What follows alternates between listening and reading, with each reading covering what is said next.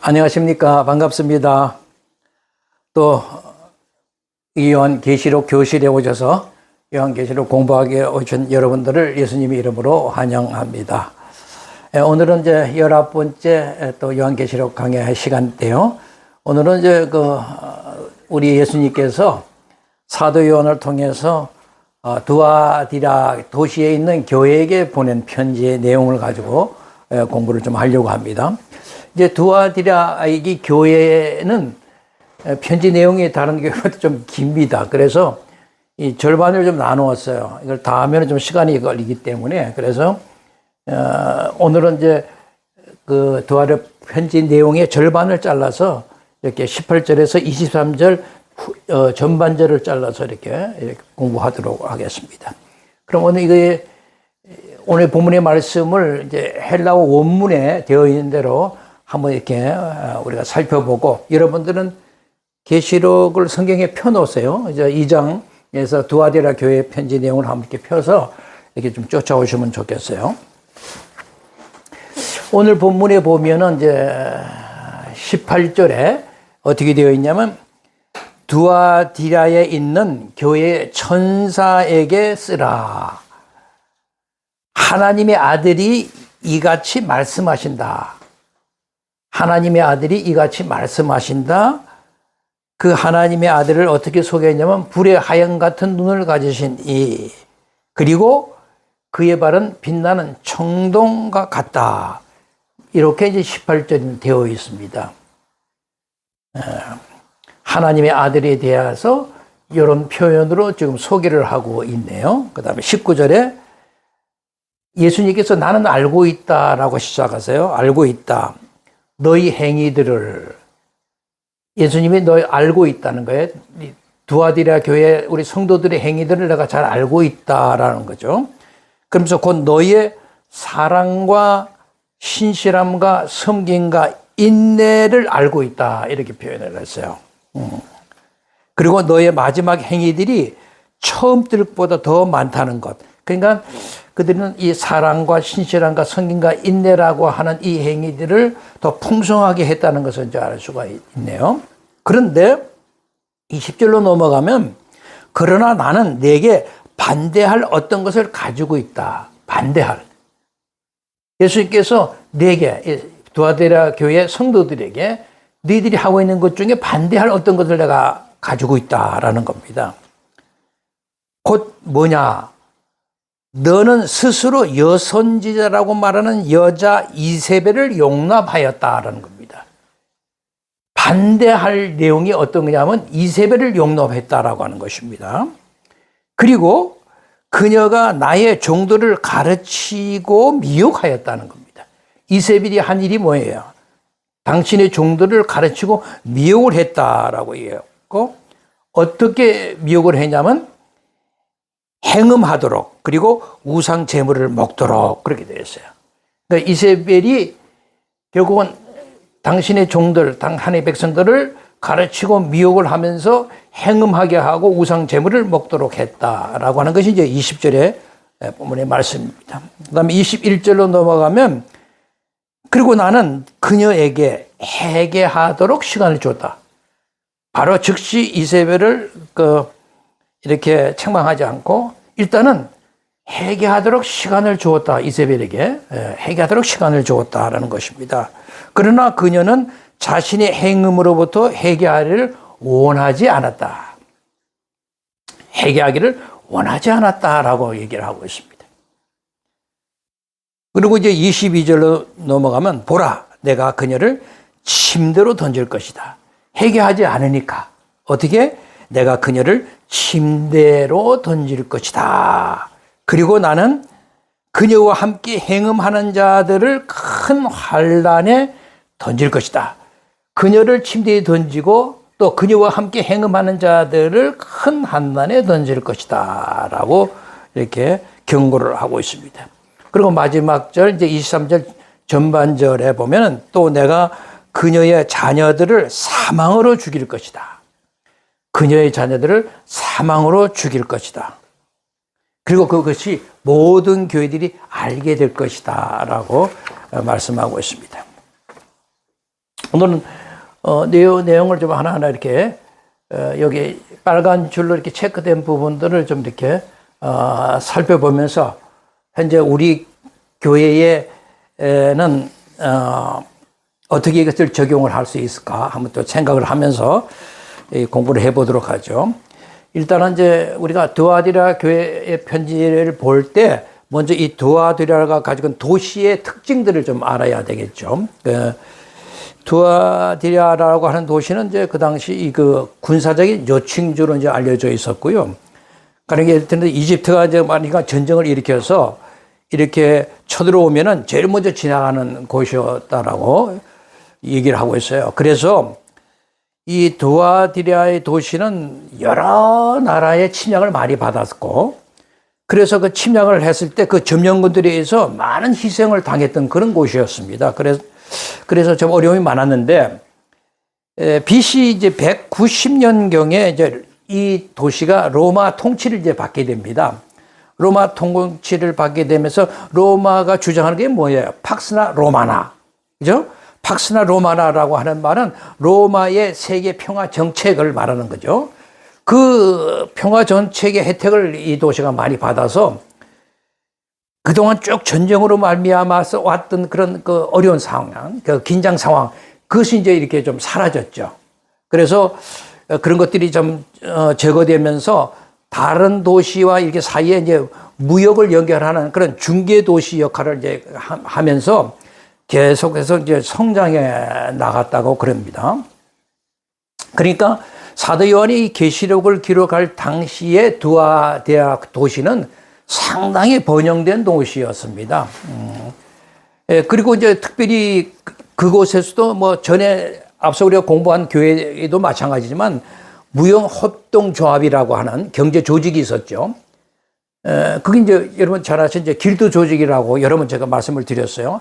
이 길드 조직이 다른 어떤 도시보다도 발달되어 있었다라고 얘기를 합니다. 제가 이게 길드 조직은 여러 번 앞에서 이제 언급을 했으니까요. 하여튼 길드 조직에 가입을 하게 되면은 그 자기가 속한 그 길드 조직에는 반드시 수호신이 있어요. 그 수호신을 반드시 경배하게 되어 있고 그 의식에 반드시 참여하게 되어 있단 말이죠. 그러니까 우상숭배를 하지 않을 수가 없는 거죠. 그렇게 해야 나름대로 자기가 상업을 계속 이렇게 종사할 수가 있고 또 부도 축적할 수가 있었기 때문에 항상 이 부라고 하는 것이 이런 우상숭배와 이렇게 연결되어 있는 그런 환경이었다라는 것이죠.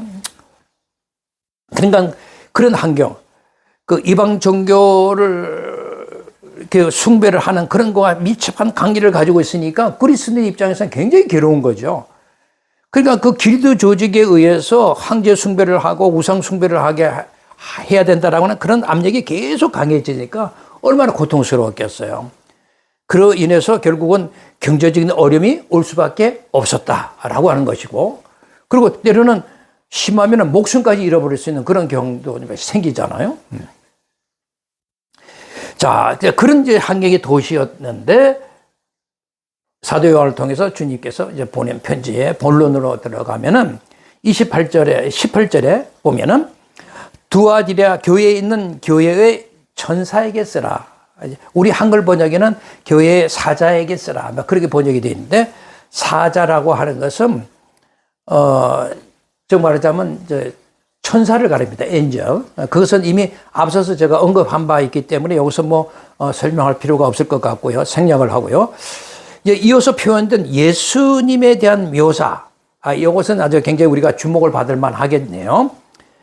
뭐라고 그랬습니까? 불의 하영 같은 눈을 가지신 이다. 예수님을 첫째는 뭐냐면 하나님의 아들이라고 소개를 합니다. 하나님의 아들이 이같이 말씀하신다라는 거예요. 예수님을 하나님의 아들이라고 말씀하면서 하나님의 아들이 같이 말씀하시는데 그 아들을 소개할 때 예수님이 어떤 모습이냐면 불의 하영 같은 눈을 가지신이다. 그의 발은 빛나는 청동 같았다라고 얘기를 하고 있죠. 이 표현은 여러분들이 우리가 계시록 1장 14절에서 16절에서 우리가 공부를 할 때 그때 그런 표현이 있었어요. 그의 눈은 불의 하영 같았다 또는 그의 발은 빛나는 천동 같았다라고 하는 표현이 있었어요. 그래서 그때 우리가 이걸 공부했던 겁니다. 그러니까 그러니까 그 말씀과 지금 똑같이 평행을 이루고 있는 말씀이잖아요. 그죠? 그러니까 이런 표현을 볼 때 여러분들이 계시록 읽다가 이런 표현을 보면 아, 이것은 예수님을 우주적 심판주로 소개하기 위해서 이렇게 쓰셨구나. 이런 표현을 썼구나. 라고 생각하시면 돼요. 우주적 심판주가 되신다. 그런 표현을 이렇게 가지고 이것을 썼다라고 하는 것을 이제 이해하시면 되겠어요. 그런데 제가 아까 말씀을 드렸지만 예수님을 하나님의 다른 앞에서는 예수님을 소개할 때 하나님 아들이라는 표현이 없는데 여기서는 하나님의 아들 이렇게 말씀하신다. 이렇게 소개를 하고 있는데 그럼 왜 여기서 왜 하나님의 아들이라는 호칭이 등장할까라고 하는 거죠. 그러면 이렇게 사용하는 의미는 도대체 뭘까? 그걸 좀 우리가 이해하면 더 좀 이 본문을 이해하는 데 도움이 되겠네요. 첫째, 이제 문맥적인 배경이 있어요. 문맥의 배경은 이제 이 사도 요한이 이 하나님의 아들이라는 이 문구를, 이 예수님이 소개할 때 하나님의 아들이라는 이 문구를 도입해서 썼는데, 이 하나님의 아들이 같이 말씀하신다. 이렇게 할 때는, 시편 2편 7절에서 9절의 말씀을 배경으로 지금 이 말씀을 하고 있다는 것을 알 수가 있습니다. 성경은 독립적으로 뭔가를 이렇게 제시할 때 그때 독립적으로 나타나는 것이 아니라 벌써 이미 구약 성경에서 이미 다 예언된 바 있는 그 내용이 다시 한번 강조되면서 등장하거든요. 그러니까 성경은 성경으로 해석하는 거예요. 그래서 그 시편 2편 7절 9절에 보면 이런 말씀이 있네요. 여호와께서 내게 이르실 때 너는 내 아들이라, 너는 내 아들이라, 오늘날 내가 너를 낳았도다. 이렇게 표현해요. 그러면서 내게 구하라. 내가 열방을 유업으로 준다. 그러니까 내가 너를 낳았으니 이제 내가 열방을 유업으로 주고 내 소유가 땅 끝까지 이르게 하겠다. 그리고 네가 철장으로 저들을 깨뜨리고 질그같이 부술 것이다. 이런 데 말씀이 예언되어 있죠. 그러니까 이 시편 2편의 7절의 말씀을 배경으로 아들이신 그 예수님을 이제 소개하고 있다는 거죠. 문맥상을 보면 그렇죠? 근데 이것을 왜 그렇게 했을까라는 것을 이해하려면 역사적인 배경을 우리가 조금 이해할 필요가 있어요. 그 당시 이 두아디라라고 하는 도시에 수호신이 있었는데 그 수호신이 누구냐 하면은 우리가 잘 아는 그리스 신화의 최고의 신 이름이 뭡니까? 제우스라 그러죠. 최고의 신이 제우스예요. 그 제우스의 아들이 아폴로인데 그 아들인 아폴로를 수호신으로 숭배했던 곳이에요. 이곳이. 그러니까 사도 요한은 바로 그러한 환경, 그러한 그 역사적 배경 속을 이미 잘 알고 있으니까 거기에 대응해서 봐서 예수님을 하나님의 아들이다라고 소개하고 싶은 거예요. 그러니까 그냥 하나님의 아들이란 것이 등장하는 것이 아니라 그런 배경 속에서 이렇게 쓰고 있다는 것을 알 수가 있습니다. 그러니까 참 하나님의 아들, 그게 뭐 니들이 신의 참 아들은 아폴로? 아니야. 그게 아니라 이 두아디라에 살고 있는 도시 사람들에게 참 하나님의 아들은 누구야? 바로 예수 그리스도다라고 하는 것을 알리고 싶은 거죠. 그는 다 의도가 있어요. 그래서 제가 사도 요한을 좋아하는 거예요. 그 다음에 이제 이 하나님의 아들이라는 그 말씀을 소개할 때에 또 생각할 수 있는 성경적인 배경이 우리 조금 이해할 필요가 있는데, 그러니까 하나님의 아들에 대한 성경적인 배경은 아까 우리가 문맥적인 배경에서 시편 2편 7절의 말씀을 제가 이미 언급한 바 있죠. 그러니까 시편 2편 7절을 여러분 한번 슬쩍 이렇게 들으시면서 한번 따라오시면 거기에 그 나오는 그 하나님의 아들이라는 표현은 다윗 왕을 가리켜서 그렇게 표현하고 있는 거예요. 그러니까 그 당시 그 다윗 왕을 마치 하나님과 동일시해서 이렇게 표현을 하고 있는 거예요. 여러분, 그 당시요, 예전에 그 고대 근동 지방에는요, 거기에 어떤 각 지역의 어떤 나라이든 간에 그 자기들의 왕은 항상 신과 동일시했다고요. 그러니까 왕과 신은 동일시하면서 그렇게 왕을 높였던 그 사실에서 우리가 이제 확인할 수가 있는데, 그런데 이제 우리가 이제 여기서 생각해 보는 것은 고대 근동 여러 지역의 신이나 왕을 동일시하는 경우하고 이스라엘에서 하나님과 그 왕을 동일시하는 그 경우는 전체의 문학에서 굉장히 차이가 있어요.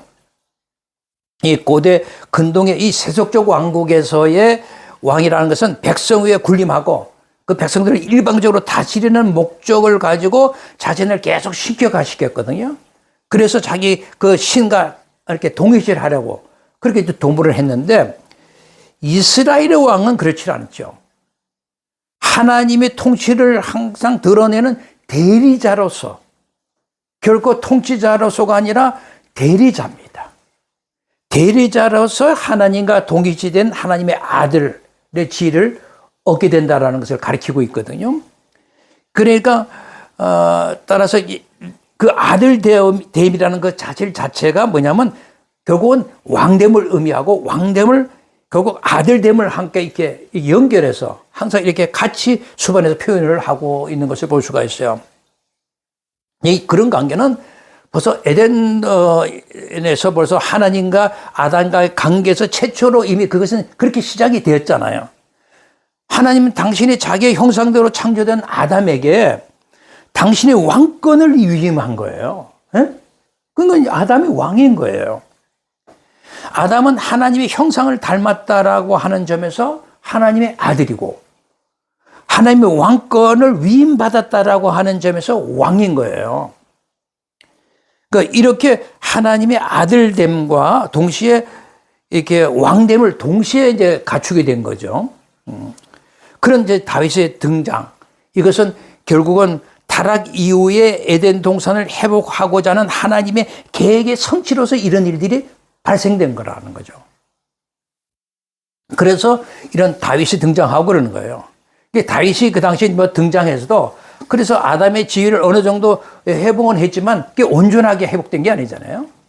왜냐하면 역사라고 하는 것은 우리에게 말할 때 궁극적이고 종말적으로 등장할 마지막엔 아담이 있고 다윗의 완전 후손으로서 진행한 하나님의 아들이 온다라고 하는 사실을 계속 얘기하고 있기 때문에 그렇습니다. 그 기대는 마침내 예수님이 이 땅의 마지막 아담으로서 또 다윗의 후손으로서 이 땅에 오셨잖아요. 그죠? 이런 배경으로 우리가 성경적인 배경을 생각하면서 그러면서 다시 한번 이제 하나님의 아들이라는 얘기를 잘 우리가 이해하고 그 하나님의 아들인 예수님이 나는 알고 있다라고 하는 내용으로 넘어가겠습니다.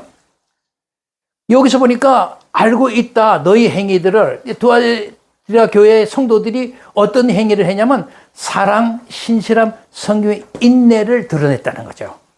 그걸 칭찬하시는 거죠. 그 칭찬 목록이 참 멋있네요. 그죠? 사랑, 신실함, 성김, 인내. 그러니까 여기서 이 주어진 목록은 아마 이제 우리가 앞서서 계시록 2장 2절에서 에베소 교회를 공부할 때 거기 에베소 교회에게도 예수님이 내 행위들을 내가 안다. 그러니까 내 행위들, 곧 너의 수고와 인내를 잘 안다. 그런 표현을 했거든요. 그런 표현들과 이게 비슷한 형식을 이렇게 갖고 이것을 이제 쓰고 있는 거죠. 그러니까 사랑과 신실함, 성김, 인내다. 이것은 벌써 우리 교회 공동체가 가질 수 있는 매우 중요한 덕목이잖아요. 우리 교회가 이런 덕목이 없으면 그건 교회일 수가 없다는 거예요. 반드시 이런 덕목을 가지고 있어야 됩니다. 그러니까 먼저 이 사랑과 신실함이라는 것과 성김과 인내를 좀 구별하면 사랑과 신실함이라는 것은 우리 그리스도인의 삶을 살아내기 위한 어떤 동기를 제공하는 것이 사랑과 신실함이라고 할 때 성김과 인내, 섬기고 인내하는 이런 모습은 사랑과 신실함으로부터 초래되는 결과로서 나타나는 거죠.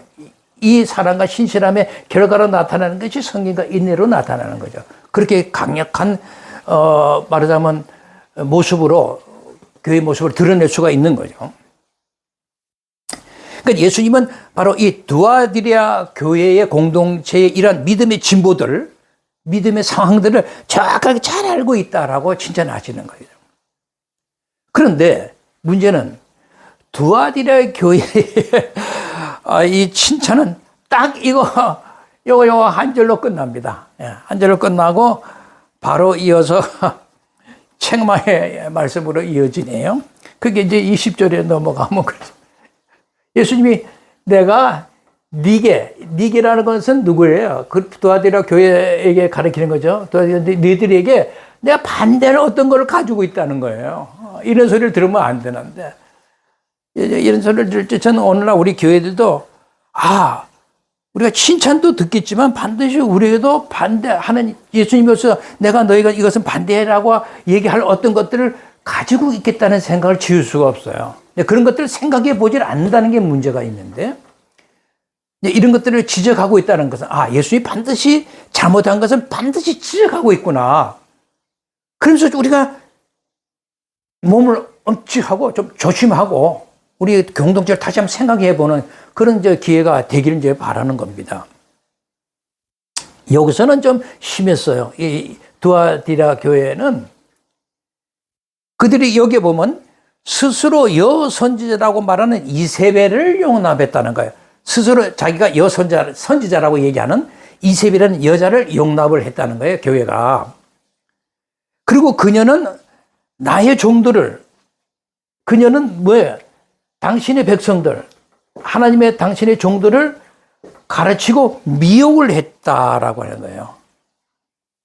어떻게 미혹을 했냐면은 행음하도록 하게 했고 우상의 제물을 먹도록 만들었다는 것입니다. 여기가 심각하네요. 그죠?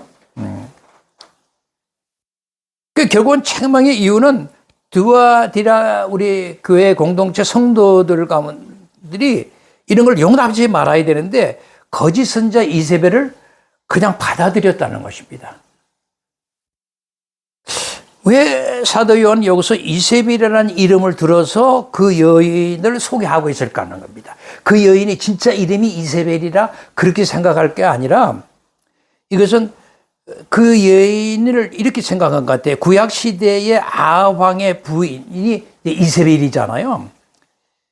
그 이세벨은 그 온갖, 그 모압의 그 우상을 이렇게 다 끌어들이고, 말하자면 이스라엘을 그냥 행음하도록 우상 제물을 바치고 먹도록 만들어버린 그 나쁜 여자였잖아요.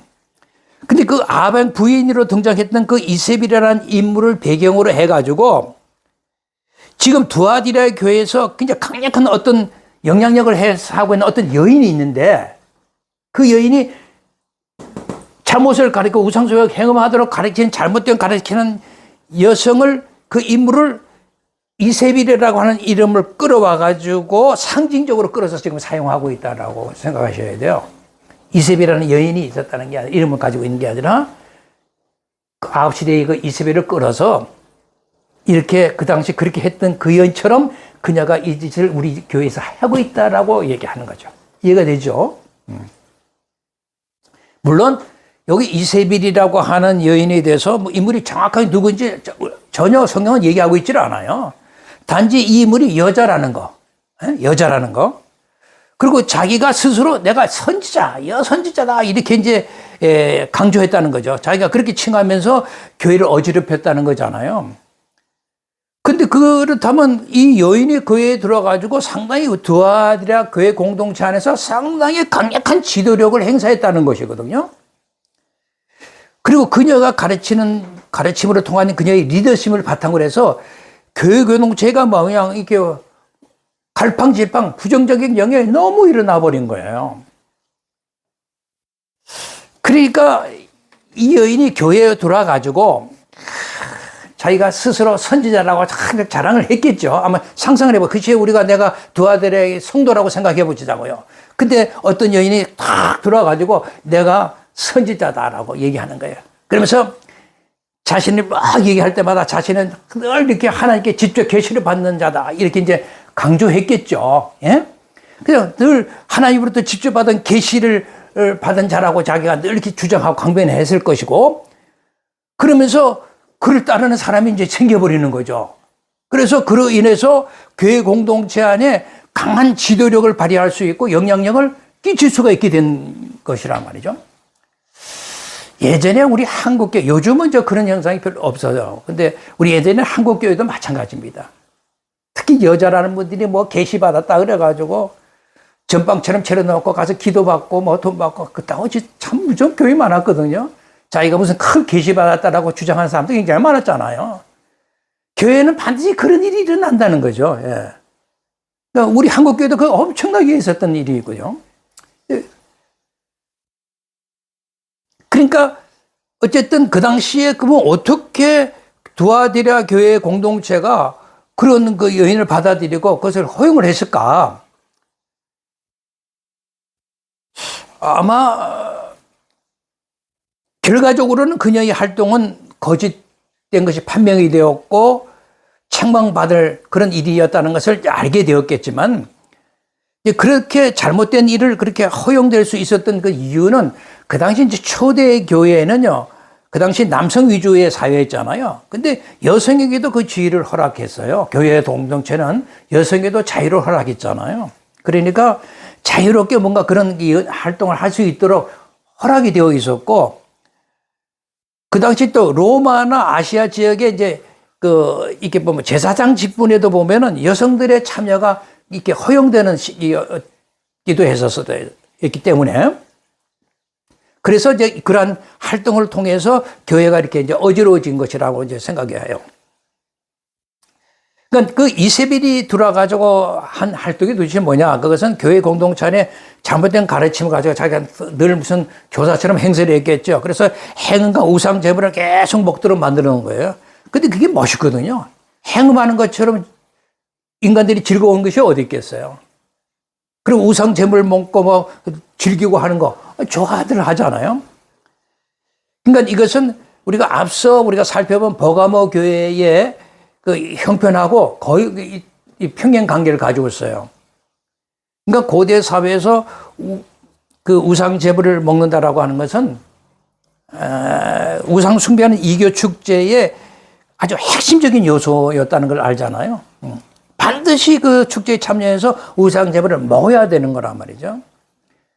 예, 거기에는 또 누가 있었냐면 창기 같은 선지자들이 딱 있어가지고 그런 부도덕한 행음의 절차가 항상 연결이 되었어요. 우상 제물을 먹고 그리고 여기 여선자라고 하는 그런 창기 같은 여자들하고 부정한 그런 성관계를 나누고 그런 걸 하니 그걸 싫어할 수 있겠어요? 그런 거로 연결되어 있는 사회 구조가 되어 있으니 이렇게 타락한 도시가 어디 있었겠어요? 그러니까 항상 행음한다, 우상 제물을 먹는다. 이 두 목록은 우상 숭배의 핵심적인 요소로 짝을 지어 있었기 때문에 그래요. 그래서 우상 제물 먹는 걸 되게 좋아했던 것이군요. 근데 이제 우리가 주목해야 할 것은 뭐냐면 예수님이 너희들이 나의 종들을 이렇게 가르치고 미혹했다는 거예요. 이세벨이 가장 한 나쁜 짓이 뭐냐면 지 혼자 그렇게 했으면 아는데 당신의 종들을 가르치고 미혹해서 그렇게 하도록 만들어버렸다는 것이거든요. 그러니 예수님으로서 화가 안 날 수가 없는 거죠. 그러니까 말하자면 가르쳤다 그러고 나서 미혹이 되었다라고 하는 이 두 동사는 긴밀한 관계를 가지고 계속 나타납니다.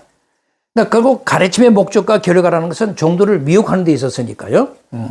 이러한 맥락에서 우리가 볼 때 이세벨의 가르침이라는 것은 결국 미혹의 영으로서 사탄적이다라고 말할 수밖에 없는 거죠. 그래서 예수님은 이제 거짓 선지자 이세벨이 사탄의 조종을 받아서 당신의 종들을 그렇게 행음하게 만들고 우상 제물을 먹도록 그리고 갇히며 미혹했다. 그렇게 생각하시면서 그녀에게 아주 분노하셨다라고 하는 거죠.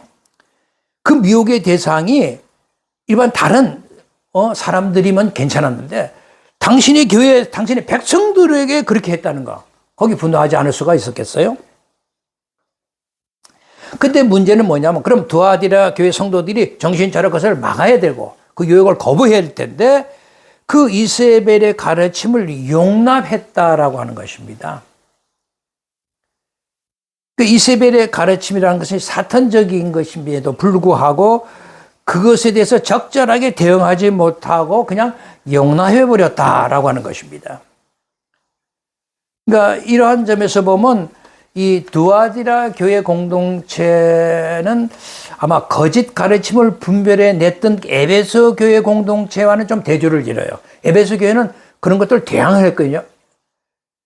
그러니까 당시 그 두아디라 교회의 거짓 선지자 이세벨의 활동이 얼마나 강력했는지를 알 수가 있죠. 얼마나 깊이 있게 거기서 뿌리를 내리고 있는가를 우리가 알 수 있게 됐고, 이제 그런 가르침이 계속 사그라들지 않고 계속 유지됐다는 것이거든요. 우리 그 사실을 우리가 21절에서 발견할 수 있게 되는데, 21절에 보면은, 그래서 예수님이, 그래, 너 그거 그만둬라. 내가 너에게 아마 그만둘 시간을 줄게. 회개할 시간을 줄게. 회개하도록 시간을 주었다는 것입니다. 그러니까 이 말씀을 보면 바로 즉각적으로 막 심판하지 않으셨다는 거죠. 회개할 시간을 주었다는 거죠. 그러니까 그만큼 시간을 오랫동안 주었다는 얘기잖아요. 근데 앞서 우리가 버가모 교회의 그 니골라 당의 교훈의 경우에서 우리가 배웠을 때 경우보다는 이 두아디라 교회의 이세벨의 활동은 더 오랫동안 지속했구나 하는 것을 알 수가 있어요. 그러니까 버가모의 니골라 당은 오래 가지 못했는데 여기 이 두아디라의 이세벨의 활동은 굉장히 오랫동안 지속했다는 거죠. 해결을 주었는데 해결하지 않았다. 그녀가 정말 해결해야 할 구체적인 내용은 여러분 아시겠죠? 그것은 첫째는 그냥 그 당시 무역협동조합이라는 것이 길드 그 조직이라는 게 있었죠. 그 길드 조직이 제공하는 사회적, 경제적 그런 이익을 얻기 위해서 행음하고 우상 음식을 먹도록 가르치는 그 행위를 그만둬야 된다는 거죠.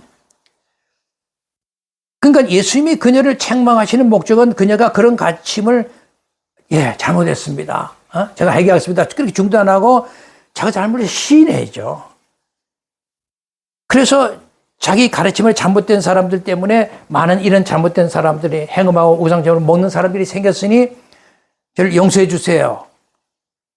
그래서 앞으로 이런 짓을 안 하겠습니다. 하고 이렇게 잘못된 행하는 사람들을 같이 건져내는 일에 도움을 줘야 되는 역할을 해야 되는데 여전히 이것을 해결하지 않고 그 짓을 계속했다는 것입니다. 그러니까 이것은 볼 때 이세벨이라는 여자가 무지해가지고 몰라서 그 짓을 한 것이 아니다는 것이 드러나요. 행음을 즐기고 그곳에 빠져나와야 된다는 것을 이것은 자기가 의지적으로 확실히 알고 있으면서도 그걸 원하지 않았다는 거예요. 무지해서 몰라서 그냥 이랬으면 사람이 해결할 게가 되는데 의지적으로 다 알면서도 의지적으로 계속 그 짓을 해요. 그러면 그 사람은 해결 못합니다. 그러니까 의지적으로 계속 그 짓을 이제 했다라고 하는 것이고, 혹 그렇게 해서 생각할 수는 있어요. 예수님이 얘기를 듣고, 자기가 그것을 헤어나오고 싶은데 너무 깊이 막 그 죄악의 상태에 빠져 있다 보니까 도저히 빠져나올 수 없는 그런 이제 형편에 이제 있었다. 그렇게도 뭐 이렇게 설명할 수가 있을 것인데, 어쨌든 간에 하여튼 의지적으로 해결을 원하지 않았다라고 하는 것은 분명한 사실입니다. 그러니까 이런 것을 보면은 하여튼 그 시대나 오늘날 시대에 하여튼 경제적인 탐욕의 마력이라는 것은 참 이게 다 돈 때문에 그런 거거든요. 우상 숭배하고요, 행음하고 하는 짓이 왜 했냐면은 돈 벌기 위해서 그랬어요. 기도 조직에 있는 그 상업을 해서 부를 축적하기 위해서. 그래서 제가 오늘 다 걱정하는 게 오늘날 우리 한국 교회도 이 자본주의 산하에 있잖아요. 이 자본주의는 오직 추구하는 게 돈이잖아요. 돈을 우상으로 섬기잖아요. 돈신이냐 신을 섬길래 하나님의 섬기래라고 예수님이 묻고 있는데 이 돈신 앞에 그냥 다 무너져 있는 것 같아서 우리 이런 본문의 말씀을 통해서 예수님이 우리 교회에도 그냥 그 책망의 요소가 많겠다는 생각을 한번 하시는 게 좋을 것 같아요. 그러니까 그만큼 경제적인 탐욕의 마력은 엄청나다라는 것이에요. 그 시대부터 지금까지. 그러니까 그러한 죄에 대한 이세벨의 강력한 잘못된 의지가 계속 이렇게 나타나고 있는 것은 결국은 그의 오만한 태도일 수밖에 없는 거죠. 하나님에 그냥 탁 무릎 꿇고 내려앉으면 될 텐데 오만해가지고 지가 뭐 대단한 여자인 것처럼 자랑하고 딱 이러고 했을 테니 그럴 만도 했겠어요. 자, 그럼 마지막으로 우리가 22절 넘어가죠. 그러면은 22절과 23절 상반절까지는 심판에 대한 그 경고의 그런 내용들인데, 여기서 회개를 하기를 이제 거부하고 하나님을 거스르는 그 이세벨, 그리고 그 이세벨이 가르침을 따르는 자들이 하나님이 도대체 어떻게 심판을 하시는가를 보여주는 내용입니다. 그러니까 반드시 교회 공동체는 잘못이 있으면 그냥 넘어가시는 분이 아니세요. 그걸 우리가 공동체가 꼭 알았으면 좋겠어요. 반드시 그것을 책망하시고 경고하시고 벌을 주신다는 거예요. 근데 여기서 이제 보면은 심판의 대상을 세 부류로 분류를 하고 있는데, 먼저는 보죠. 22절에 보면 그녀를 침대로 던질 것이다. 그녀, 그 이세벨이라는 그녀 자체를 얘기하는 것이고, 이게 하나의 부류라면, 두 번째 부류는 이 그녀와 함께 행음하는 자들이라는 부류가 있어요. 그죠? 그녀와 함께 행음하는 자들의 부류가 있고, 또 하나 부류는 그녀의 자녀들이라는 부류가 있어요. 이 세 부류를 좀 나누어서 공부하고 오늘은 좀 마치도록 할게요. 제일 먼저가 이제 그 여선지자 이세벨에 대한 심판인데, 어떻게 성경은 얘기하면요, 보라라는 말로 시작해요. 보라. 그것은 앞으로 주어질 내용이 매우 신중할 것이다 라는 것을 이미 예고하는 말씀이잖아요. 보라. 이렇게 중요성이 예고된 상태에서 주어진 내용이 뭐냐면, 내가 그녀를 어떻게 침대로 던질 것이다 라고 경고를 합니다. 그녀를 침대로 던질 것이다. 침대를 던지다라고 하는 표현에 대해서 여러분들이 좀 잘 아시면 좋겠어요. 고대 사회에서 이 침대로 던지다라고 하는 표현은 질병에 걸리게 해서 아프게 할 것이다 라는 의미로 사용된 단어입니다. 그러니까 질병에 걸려서 아프게 만들겠다라고 하는 것을 한유적으로 표현할 때 침대로 던지다 이런 말로 표현을 했어요. 그러니까 고대 히브리적 사회에서도 마찬가지예요. 침대로 눕게 만든다, 침대에 눕게 만든다라고 하는 것은 질병을 앓게 만든다는 말과 동일한 의미예요. 잠을 잔다, 침대에 던진다, 잠을 잔다 이런 의미보다는 던진다 할 때는 이것은 질병을 앓게 만든다는 의미예요. 우리가 시편 6편 6절에 보면 다윗이 여러 가지 이제 시련 가운데 막 고통 가운데 너무 이제 괴롭고 아프고 그러면서 나름대로 참회의 기도를 드리는 장면이 나오는데, 내가 신음하다가 지쳐버렸다 이렇게 고백을 하면서 밤을 새면서 눈물로 침대를 적셨다.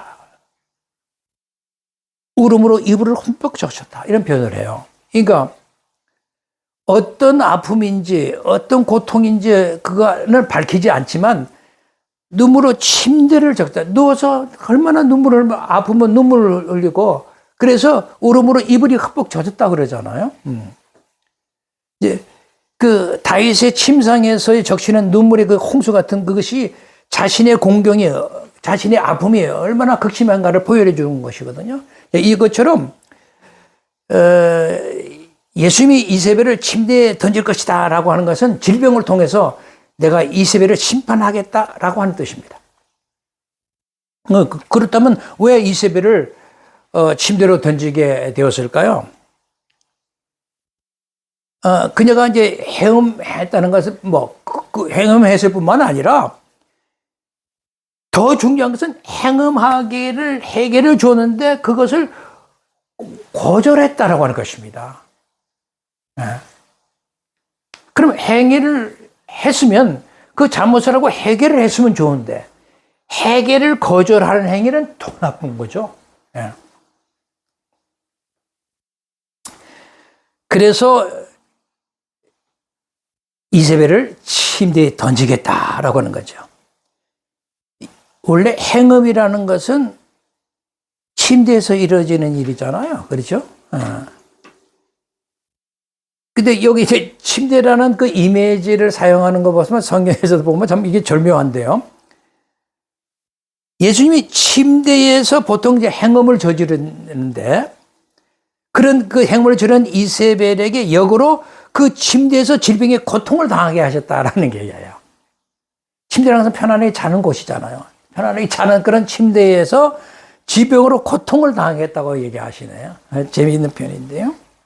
그렇다면 침대라고 하는 것은 우리가 편히 쉬는 또 편안한 그런 쾌락의 장소, 기쁨의 장소이기도 하지만은 또 고통의 장소로도 쓰이고 있다는 것을 알 수가 있습니다.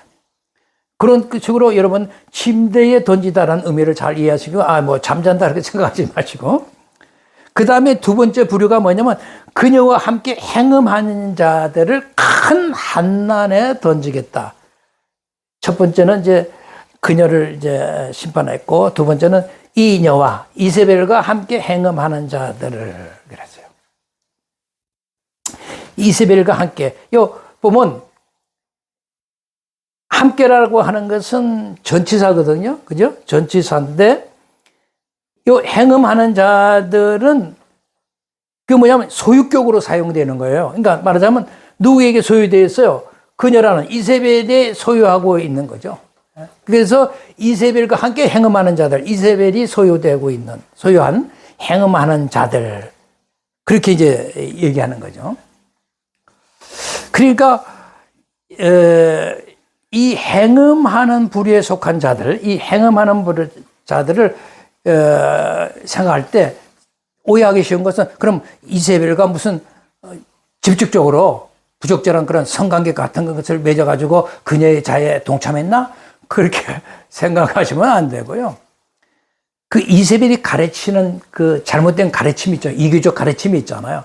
그런 가르침을 이 그녀와 함께하는 행음한 자들은 그대로 용인하고 그리고 거기에 편승해서 이세벨이 하는 짓거리를 따라서 했다라고 하는 것입니다. 그녀와 그런 성관계 부적절한 했다는 것이 아니라 그녀의 가르침을 따라서 용염해서 그런 짓을 함께 그 짓을 따라 했다라고 하는 의미를 보여주고 있다라는 것을 꼭 기억해 주시면 좋겠어요.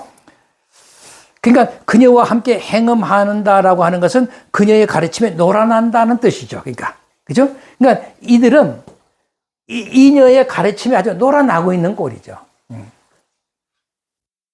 그러므로 이세벨의 행위로부터 회개하지 아니하면 어떻게 된다? 그들도 역시 큰 한난에 던지게 된다라고 하는 것입니다. 그런데 만약에 이들도 회개했다면 어떻게 해요? 큰 한에 던질 이유가 없는 거죠. 예? 예. 근데 회개했다는 기록은 없어요.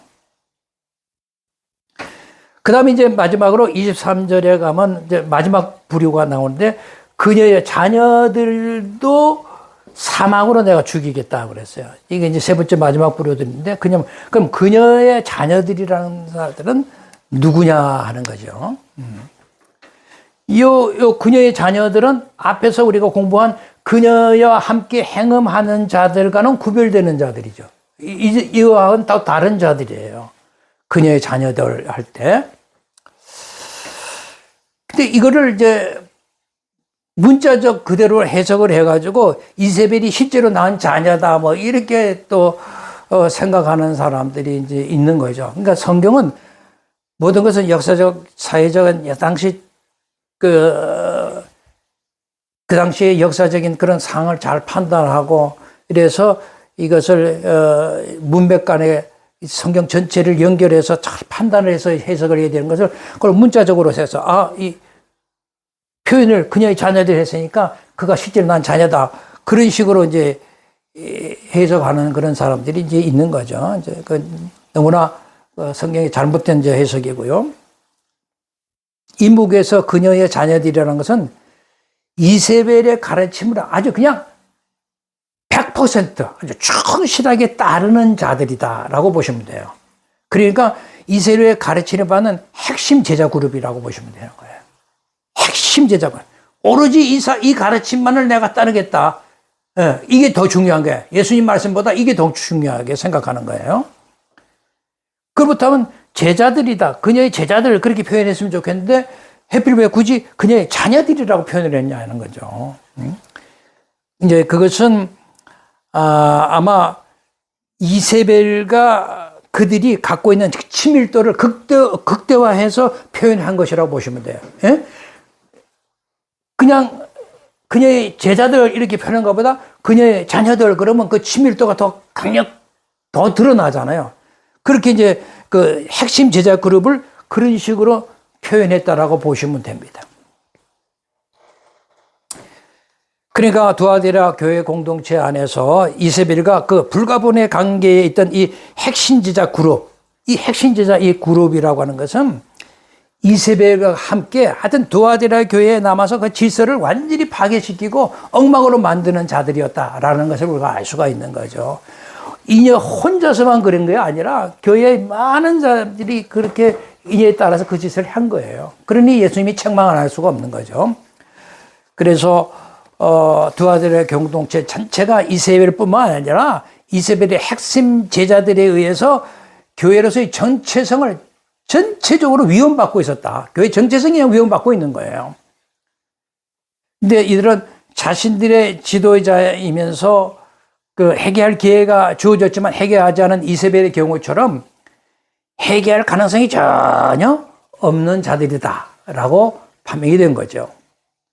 그래 따라서 예수님은 그들에게는 어떻게 했다? 회개할 기회를 주겠다라는 언급도 안 했어요. 그냥 너희들은 바로 사망으로 죽일 것이다라고 언급해 버립니다. 그러니까 회개할 기회도 주지 않고 그냥 사망으로 죽임을 당하는 그런 분, 이런 제자 그룹이 되어서 되겠습니까? 예. 우리가 이런 부분의 말씀을 통해서 오늘은 두아디라 교회 편지의 전반만 배웠어요. 다음에 우리가 공부할 때는 후반절 이렇게 우리가 공부를 하고 이 전체 두아디라 공부를 제가 이렇게 여러분들과 나누면서 우리 현재 우리 교회에는 이런 문제를 좀 생각하면서 어떻게 좀 정의한가 그 얘기를 좀 추가로 또 말씀을 조금 더 드리려고 합니다. 하여튼 오늘은 이것으로 강의를 마치도록 이렇게 하겠습니다. 그러면 다음에 여러분들을 다시 또 뵐 때까지 여러분 건강하게 안녕히 계시고 좀 이렇게 들으시고 공부하실 수 있기를 바랍니다. 대단히 감사합니다.